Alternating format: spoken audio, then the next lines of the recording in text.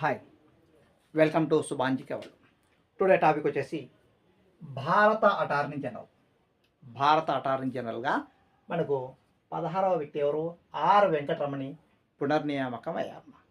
September 30, 2025 are Venkataramani. Okay, ఈయన 2022 September 30న బాధ్యతలు స్వీకరించారు. ఓకే, అయితే మనకు 15వ అటార్నీ జనరల్ ఎవరంటే కేకే వేణుగోపాల్ స్థానంలో ఆర్ వెంకటరమణి ఎన్నికారు. మళ్ళీ ఇప్పుడు పునర్నియామకమయ్యారు ఎవరు? ఆర్ వెంకటరమణి గారు.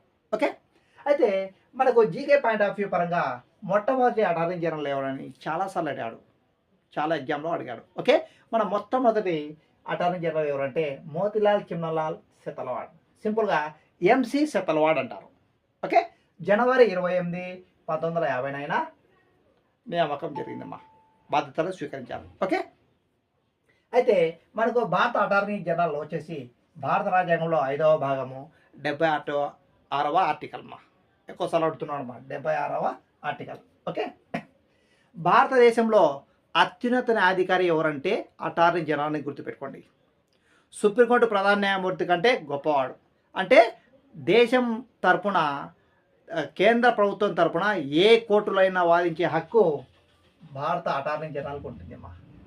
రాష్ట్రాలలో రాష్ట్ర ప్రభుత్వం తరపున ఏ కోర్టులో అయినా వాదించే హక్కు అడ్వకేట్ జనరల్కి ఉంటుంది. ఓకే, సో ఇది చూసుకోండి అమ్మా, భారత అటార్నీ జనరల్ అత్యున్నత న్యాయాధికారి. Okay, thank you, all the best.